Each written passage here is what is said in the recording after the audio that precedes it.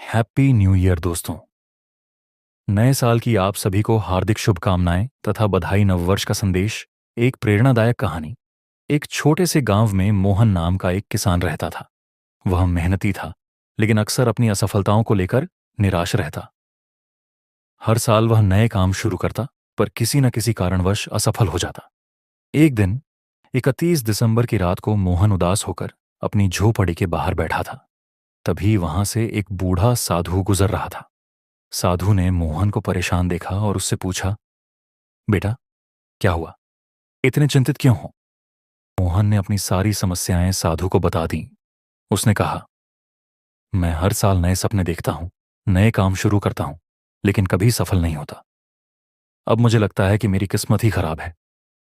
साधु मुस्कुराए और बोले, क्या तुम जानते हो कि कल नया साल शुरू हो रहा है? मोहन ने सिर हिलाकर कहा, हाँ, लेकिन मेरे लिए यह साल भी वैसा ही होगा जैसे पिछले साल थे। साधु ने एक बीज मोहन को देते हुए कहा, यह एक खास बीज है। इसे कल सुबह अपने खेत में बो दो। इसे रोज पानी देना, धूप में रखना और प्यार से देखभाल करना। यह तुम्हारे जीवन में बदलाव लाएगा।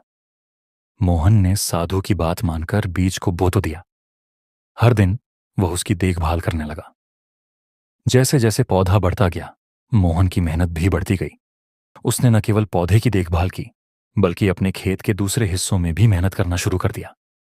कुछ ही महीनों में वह पौधा बड़ा हो गया और उसमें फल आने लगे। साथ ही मोहन के खेतों में फसल भी लहलहा उठी। मोहन को यह समझ आ गया कि मेहनत, धैर्य और सही दिशा में काम करने से सब कुछ संभव है। जब साल खत्म हुआ, मोहन ने पाया कि यह साल उसके जीवन का सबसे सफल साल था। वह साधु का धन्यवाद करने गया, लेकिन साधु वहां नहीं थे। मोहन समझ गया कि वह बीज एक बहाना था। असली बदलाव उसकी सोच और मेहनत में आया। कहानी का संदेश, नया साल नई शुरुआत का मौका देता है। यदि हम अपने जीवन में मेहनत, धैर्य और सकारात्मक सोच लाएं, तो कोई भी बाधा हमें सफल होने से नहीं रोक सकती। नव वर्ष की शुभकामनाएं।